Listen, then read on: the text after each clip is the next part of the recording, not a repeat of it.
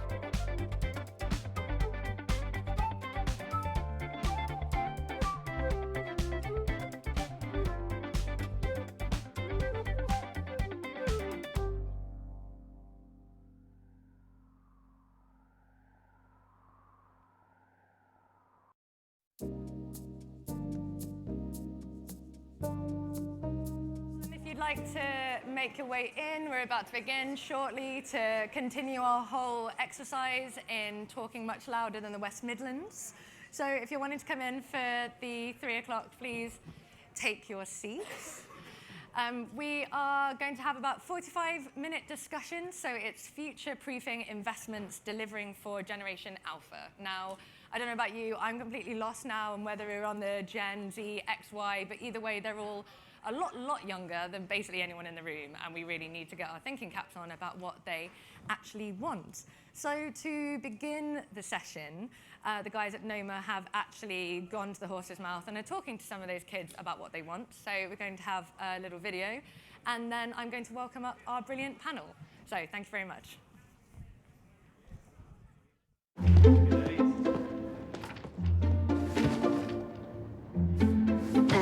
We come from St James C of A Primary School, Russia, Manchester. What does the future of Manchester look like for the next generation? To find out, we asked 25 students from an inner-city Manchester primary school. Today we have been designing buildings and we were talking about our future careers. What workspace might be in the future. I think there'll be like animals there maybe, and there'll be something to do with technology as well, where there's robots everywhere.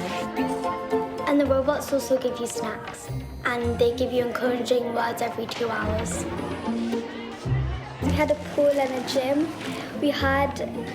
Everyone in our group had a separate room. We had a praying area, a cafe.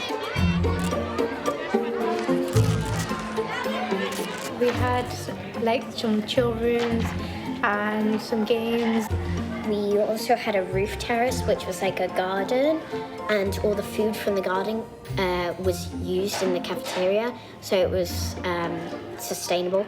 You'll have like little cubicles and you'll have your own space. You'll have a desk, laptop, and everything you need. Solar panels. Solar panels. Yeah. There was beehives and Bird feeders. yeah, bird feeders. And also when you come into the entrance, there will be this little board with chalk, and you're allowed to write your ideas for the building. I like to work in a friendly and kind environment, because if I worked in a plain, boring environment, I would start to feel like there's nothing else in life but just typing.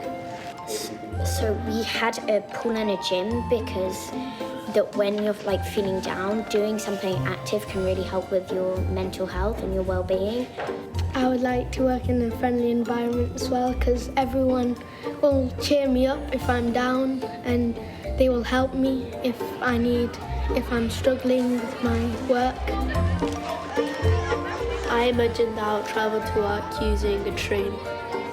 Maybe teleportation so I can get there quickly. Hoverboards, yeah, kind of Back to the Future. Was it a teleporter? Yeah, a teleporter. In 10 years' time, I probably see myself working as like a reporter or a receptionist. Something to do with helping people. A private tutor. A professional swimmer that does swimming movies. I would like to be a teacher, a graphic designer, and help with making logos and stuff like that. It's for your life.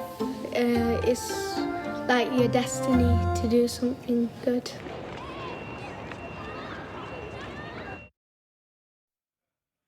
I feel like those lot of kids are certainly a bit more creative or ambitious than I probably was at that age, although at least I did actually become a reporter, so that's good.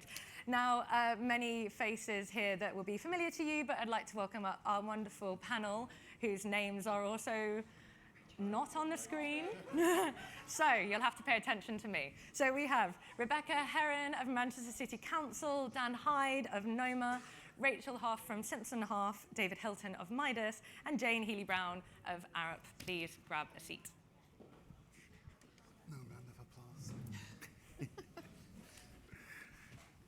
And I, of course, am Jessica, Middleton-Pugh residential and retail editor of React News. I realise I had not introduced myself. Thank you very much, guys, for joining. So, Rebecca, kind of kicking off with you, and I know you've had your fair share of panels this week, so you've definitely got your thinking cap on some of these issues. You have oversight, literally, of decades and decades of future planning for Manchester across many, many aspects of the city. So as you kind of work on stitching these many aspects together, did watching that video bring up any surprises for you, or indeed kind of conspicuous absences in terms of what the future holds for the city? So I suppose my initial reflection is that those kids want what we probably all want from our workspace, really. So there was a real emphasis on quality of life, well-being, both physical health and mental health. You know, quite interesting that a couple of them referenced a pool and a gym. They emphasised the sort of supportive, creative space as well. Big emphasis on sustainability, like the idea of beehives and sort of bird houses. And so I suppose a lot of that isn't a surprise. That's exactly what you'd expect. But I think a couple of points for me. So I thought it was quite interesting that as well as spaces that you can come together in, a couple of them mentioned individual space as well. And actually one of the little girls mentioned cubicles. I think I'd find that quite surprising. We're all sort of generally quite used to working in an open plan way. And I did love the reference to hoverboards and teleporters. I think we could probably all do with a teleporter to get us back, quite frankly, to Manchester. But I think for me, the key point there is mobility, isn't it? And ease of moving around. So a few interesting points, but nothing, I think, that is wildly different from what we all want from our spaces. Mm-hmm. And I think what was really interesting is one of the girls was saying that when they come in, she wants a board, but not a digital board. They want a chalkboard. They want just like a blackboard. Yeah. So, you know, picking up on that, Rachel, there's not as much in the video as you might expect about, you know, super high-tech offices for Generation Alpha, but more on creating those environments for either personal space or for interactions, and also tapping into that green agenda. So, you know, as an office designer, how do you incorporate tech for that next generation that I think they're probably just taking it for granted, and also create those spaces that are kind of flexible and natural for interactions? Well, there's a lot there. How do you design an office for 20 years' time? I was just going to focus on the chalkboard, which was amazing. That really resonated with me with my school days. But no, I mean, as architects, we're obviously used to looking to the future and working with our clients to predict what's coming forward and to future-proof their investment. It's hugely important that that is carried through. Obviously, with tech, that's quite difficult to do because it's changing by the minute. And as we know, over the last few years, it's changed immeasurably in the way that we work and operate across the board. So I think what we try and do technologically, is try and adhere to best practice at any one point in time and respond to that as best we can, but also build in, I suppose, the ability to change and evolve that tech moving forward. I mean, we're working with MEPC at 4 Angel Square in the NOMA estate, and in terms of that best practice, we have incorporated a kind of tech-enabled environment. So it's allowing contactless smartphones, smart tablets to be integrated to allow easy access control, visitor control, environmental monitoring, environmental control, lighting control, booking of lockers and car parking spaces and cycle spaces, and also being very aware of any interaction in terms of bikes and stuff. So kind of it's a really enabled environment, but obviously that's not going to stand still, so we need to prepare for the future as well. But it's about, you know, having that innate flexibility and so on, and being very aware that that is required. So working with our client on an ongoing basis, really. Yeah. Thank you. Yeah, and almost bringing those back to the future moments, they said, that we like a little bit less tech or more natural tech, absolutely, as they said. Amazing that, I mean, I was really stunned by the lack of focus on technology, but as you say, I think it's a different generation whereby it's just expected, and I think that's what I mean by referring to best practice. We respond to that expectation as best we can, and obviously are aware it needs to change at any one time. And you know, the first part of this title of this event is future-proofing investment. So you know, Dan, you've got to hold kind of all of this in mind. Developers don't always come out as the good guys when we talk about these conversations about, you know, I guess what people want or creating communities. But you know, how are you holding both all of these aspects in mind, but also building an investment case and developing spaces that you can eventually exit and people can benefit from as well financially in the future? Yeah, I'm not going to sit here and defend developers. And I've worked for developer traders that, you know, profit is the bottom line, and you know, delivering a product, an investment package, and selling it on, and exiting and looking for the next scheme. That's how they work. But with Federated Hermes and MEPC, the model's completely different. It's long-term patient capital, and what that allows you to do is really invest heavily at the forefront of a long project and then recoup over time. So 4 Angel Square, like Rachel said, you know, it's an innovative building. It's a Neighbours Pioneer scheme, 5-star rated. That's been a journey, but absolutely essential for the planet to that we start looking at the operational performance of officers. The smart enablement is brilliant in terms of all the kind of user aspects from the occupants, but then what it allows us to do is open that up to more of a community basis where, and it really came through on the film actually with the kids. They talked a lot about inclusivity, about kindness, about a sense of place.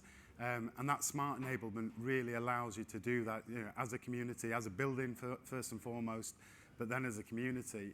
And I suppose that the other thing that's really kind of galloped up on the sidelines is the kind of hotelification of office space. These added amenities, these spaces that people are looking for in addition to their kind of core office plate. So at 4 Angel Square, we've taken one of the retail units, completely taken out of the appraisal, and spent money in creating a wellness suite. So it's essentially a breakout area. We can get some headspace. It's 2 studios where you can come and do a spin class or a yoga class in the morning. But then we're building in the flexibility that these can then be morphed into a TED Talk or a presentation or a training room or a private dining or a boardroom event. Spaces that